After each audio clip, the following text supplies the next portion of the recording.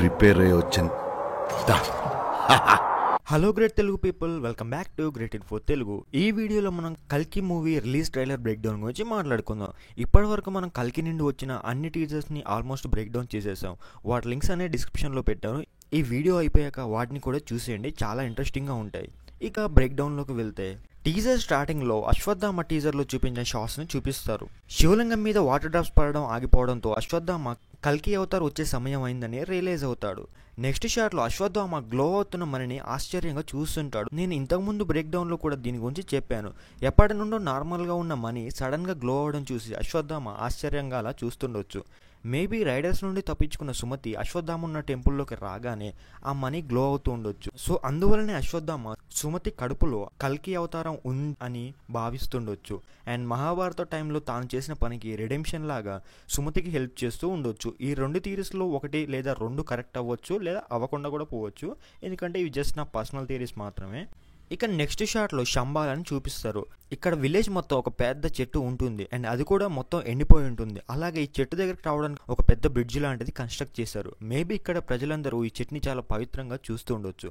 అలాగే ఇక్కడ చెట్టు చుట్టూ చూస్తే ఇక్కడ కొంతమంది కాంబాట్ ట్రైనింగ్ తీసుకుంటున్నట్లు అనిపిస్తుంది. నెక్స్ట్ షాట్లో సుమతిని శంబాలకు తీసుకొస్తారు. అండ్ బ్యాక్గ్రౌండ్లో చూస్తే ఇక్కడ ఒకతను చిన్నపిల్లలకి ట్రైనింగ్ ఇస్తూ ఉంటాడు. ఎందుకంటే ఇక్కడ ఉన్న వాళ్ళంతా రెబల్, సో వీళ్ళ మీదకి యుద్ధానికి ఎవరైనా ఎప్పుడైనా రావచ్చు. సో అందుకని ఫైటింగ్ స్కిల్స్ అనేవి మస్ట్ అండ్ షుడ్ ఇక్కడ ఉన్న వాళ్ళందరికీ.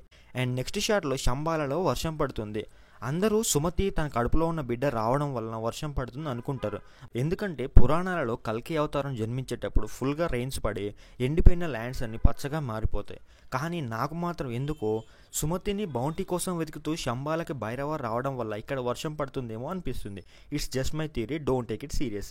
అండ్ ఇక్కడ శంబాల ఆర్కిటెక్చర్ అంతా చూస్తుంటే ఇక్కడ ప్రజలందరూ చాలా రిలీజియస్ పీపుల్ లాగా, రిలీజియన్ బాగా బిలీవ్ చేసే వాళ్ళలాగా కనిపిస్తున్నారు. అండ్ నెక్స్ట్ షాట్లో కమాండర్ మానస్ని చూపిస్తారు. అయితే ఇక్కడ తన ముందున్న అమ్మాయి ఎవరనేది క్లారిటీగా తెలియట్లేదు. అండ్ నెక్స్ట్ ఫ్యూ షాట్లో సుమతి కోసం వచ్చిన రైడర్స్ని అశ్వత్థామ కుక్కల్ని కొట్టడం చూపిస్తారు. అండ్ నెక్స్ట్ షాట్లో భైరవ వర్సెస్ అశ్వత్థామ ఫైట్ని చూపిస్తారు. చూడబోతే మూవీలో ఈ భైరవ వర్సెస్ అశ్వత్థామ సీక్వెన్స్ అనేది హైలైట్గా ఉంటుంది అనిపిస్తుంది నాకైతే.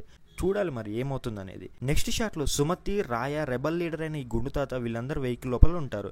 అండ్ కింద ఒక అతను పడుకొని ఉంటాడు. సుమతి అండ్ ఈ గుండు తాత ఇద్దరు అతన్ని పట్టుకుంటారు. మేబీ రైడర్స్ అటాక్ వలన అతను ఇంజూర్ అయ్యి ఉండొచ్చు. అండ్ పక్కన మనం అశ్వత్థామ స్టిక్ని కూడా చూడొచ్చు. అండ్ నెక్స్ట్ షాట్లో కాంప్లెక్స్ లోపలికి ఎలా అయినా వెళ్ళాలని అబ్సెస్డ్గా ఉన్న భైరవాన్ని చూపిస్తారు. అసలు భైరవాకి కాంప్లెక్స్ అంటే ఎందుకంత అబ్సెషన్? భైరవాకి లగ్జరీ కావాలా లేక కాంప్లెక్స్ లోపల ఉన్న ఇంకేదైనా కావాలా అనేది చాలా క్యూరియస్గా ఉంది నాకైతే తెలుసుకోవడానికి. అండ్ నెక్స్ట్ షాట్లో అశ్వత్థామ హాఫ్ సెక్టర్లో జరుగుతున్న ఫైట్లో భైరవాన్ని విసిరిస్తే భైరవ శంబాలలో వచ్చి కింద పడతాడు. What a transition man! నిజంగా ట్రైలర్లో ట్రాన్జిషన్స్ మాత్రం ఎక్సలెంట్ అంతే. అండ్ నెక్స్ట్ షాట్లో భైరవాన్ని విసిరేసి అశ్వత్థామ ఒక పోజ్ ఇస్తాడు. అండ్ బ్యాక్గ్రౌండ్లో ఇక్కడ మనం గన్స్ని చూడొచ్చు. అండ్ నెక్స్ట్ షాట్లో అశ్వత్థామ భైరవాన్ని కొట్టడానికి ఒక కాంక్రీట్ స్లాబ్ని తీసుకొస్తాడు. అరే పాపం రే! And here comes the best transition in the trailer. Bhairava గాల్లోకి ఎగిరి అశ్వత్థామని తంతే మహాభారతం టైంలో అశ్వత్థామ వెళ్ళి కింద పడ్డాం. కానీ ఇక్కడ సీజీని కొంచెం బెటర్గా చేసి ఉంటే బాగుండని నాకు అనిపించింది. అండ్ ఇక్కడ భైరవ అశ్వత్థామని తన్నిన తర్వాత ల్యాండ్ అయ్యేటప్పుడు తన షూస్ నుండి ఎనర్జీ రిలీజ్ అవ్వడాన్ని కూడా మనం చూడొచ్చు. అండ్ ఇక్కడ మనం ఒక ఎలిఫెంట్ని చూడొచ్చు. మహాభారతం యుద్ధ సమయంలో పాండవులు కౌరవుల తరపున పోరాడుతున్న తమ గురువు అయిన ద్రోణాచార్యను ఆపడానికి అశ్వత్థామ అనే పేరు ఉన్న ఏనుగును చంపి అశ్వత్థామ హతకుజరహ అని అంటారు. అంటే అశ్వత్థామ అనే పేరు గల ఏనుగు చనిపోయిందని అర్థం వస్తుంది. కానీ ద్రోణాచార్యుడు చనిపోయింది తన కుమారుడు అశ్వత్థామనే అనుకొని తన వెపన్ని సరెండర్ చేసి కూర్చొని ధ్యానంలోకి వెళ్ళి అశ్వత్థామ సౌల్ని వెతకడానికి తన ఆత్మని శరీరం నుండి బయటికి పంపుతాడు. అదే అదునుగా భావించి దృష్టద్యుమ్న ద్రోణాచార్యుడిని చంపేస్తాడు. మేబీ దానికి రిఫరెన్స్గా ఈ ఏనుగుని ఇక్కడ పెట్టారని నేను అనుకుంటున్నాను. అండ్ నెక్స్ట్ ఇక్కడ చూస్తే ఒకతను పుష్ చేస్తే వీళ్ళందరూ వచ్చి కింద పడతారు. అయితే ఇది భీముడా లేక అర్జునుడా అనేది తెలియాల్సింది. అయితే నేను ఇక్కడ వీరిద్దరి పేర్లు మాత్రమే ఎందుకు చెప్పానో తెలిస్తే మీకు కామెంట్ చేయండి. అండ్ ఇక్కడ చూస్తే వందల్లో వేలలో సైనికులు చనిపోయినారు. మహాభారత యుద్ధ సమయంలో దాదాపు 40 లక్షల వరకు సైనికులు యుద్ధంలో పాల్గొన్న వారు మరణించారని ఒక స్పెక్యులేషన్ ఉంది. దానికి రిఫరెన్స్ గానీ ఇది పెట్టారని నేను అనుకుంటున్నాను. అండ్ నెక్స్ట్ షాట్ లో సుప్రీం యాస్కిన్ ని చూపిస్తాడు. అండ్ ఇక్కడ చూస్తే ఇవి యాస్కిన్ క్లోన్స్ లాగా ఉన్నాయి. ఆర్ వాటి నుండి యాస్కిన్ ఎనర్జీని అబ్జర్వ్ చేస్తూ ఉండొచ్చు త్రూ దిస్ పైప్స్. వాటర్ నుండి వచ్చిన ఈ పైప్స్ యాస్కిన్ స్పైన్ కి, బ్రెయిన్ కి అటాచ్ అయి ఉన్నాయి. అండ్ నెక్స్ట్ షాట్లో యాస్కిన్ క్లోజ్అప్ షాట్ చూపిస్తారు. ఫస్ట్ రిలీజ్ చేసిన ట్రైలర్లో లుక్కి ఈ లుక్కి చాలా డిఫరెన్స్ అయితే ఉంది. అండ్ ఈ ట్రైలర్లో యాస్కిన్ ఇంకా లీన్గా కనిపిస్తున్నాడు. అండ్ ఇతని ఫోర్ హెడ్ మీద స్టిచ్చెస్ ఉండడానికి కూడా మనం అబ్జర్వ్ చేయొచ్చు. మేబీ ఇక్కడ ప్రెగ్నెంట్ లేడీస్ అందరినీ గ్యాదర్ చేసి వాళ్ళ ఊంబ్ లోపల ఉండే బేబీ దగ్గర నుండి ఎంబ్రియో ఆర్ ప్లాస్మాని తీసుకొని ఇక్కడ యాస్కిన్ ఎనర్జీని గెయిన్ చేస్తూ ఉండొచ్చు. అలా చేస్తున్న ప్రాసెస్లోనే సుమతి ఎస్కేప్ అయి ఉండొచ్చు. It's just a theory, don't take it serious. And next షాట్లో ఒక మొక్క పైన ఎవరో కాలు పెడతారు. మేబీ ఇది మహాభారతం టైం పీరియడ్లో జరిగే షాట్ అయి ఉండొచ్చు, ఎందుకంటే ఆ లెగ్ మీద ఒక స్కార్ ఉండడాన్ని మనం చూడొచ్చు. అండ్ బ్యాక్గ్రౌండ్లో యుద్ధంలో చనిపోయిన సోల్జర్స్ శవాలను కూడా మనం చూడొచ్చు. అండ్ నెక్స్ట్ షాట్లో శంబాల పైన జరుగుతున్న అటాక్ని చూపిస్తారు. ఈ షాట్ చూస్తే శంబాల మొత్తం రైడర్స్ అటాక్ వల్ల డిస్ట్రాయ్ అయింది అనిపిస్తుంది. అండ్ నెక్స్ట్ షాట్లో ఉత్తర గర్భానికి అశ్వత్థామ వేసిన అస్త్రం వచ్చి గుచ్చుకుంటుంది. అండ్ నెక్స్ట్ షాట్లో మహాభారతంలోని షాట్ని చూపిస్తారు.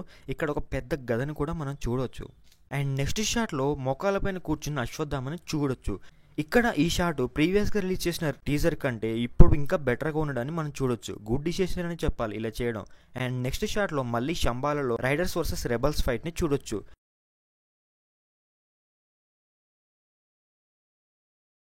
నెక్స్ట్ షాట్లో లో ట్రైలర్ ఎండ్ అవుతుంది అనుకునే టైంకి ఈ షాట్ వస్తుంది. అసలు మామూలు హై ఇవ్వలేడు. నాకు మాత్రం బుజ్జి ట్రాన్స్ఫర్మేషన్ మాత్రం కేక్ అసలు. కానీ ఇక్కడ భైరవాన్ని చూస్తే మాత్రం తన 1 మిలియన్ బౌంటీ కోసం ఈవిల్గా మారిపోయినట్లు తెలుస్తుంది. బట్ అశ్వత్థామ ట్రాన్స్ఫార్మ్ అయిన బుజ్జిని కూడా ఈజీగా డిఫెండ్ చేసినట్లు కనిపిస్తుంది ఇక్కడైతే. సో ఇది నాకు కల్కి 2898 AD రిలీజ్ ట్రైలర్లో దొరికిన డీటెయిల్స్. ఇంకా ఏమైనా డీటెయిల్స్ నేను మిస్ అయ్యి ఉంటే కామెంట్ చేయండి, నేను కూడా తెలుసుకుంటాను. So that's it for this video guys. ఒకవేళ కనుక మీకు ఈ వీడియో నచ్చితే లైక్ చేసి మీ ఫ్రెండ్స్ అండ్ ఫ్యామిలీ మెంబర్స్కి షేర్ చేయండి. అలాగే మన గ్రేట్ ఇన్ఫో తెలుగు ఛానల్ని సబ్స్క్రైబ్ చేసుకోండి. అండ్ డిస్క్రిప్షన్లో ఇచ్చిన లింక్స్ పైన క్లిక్ చేసి మన సోషల్ మీడియా హ్యాండిల్స్ కూడా ఫాలో అయిపోండి.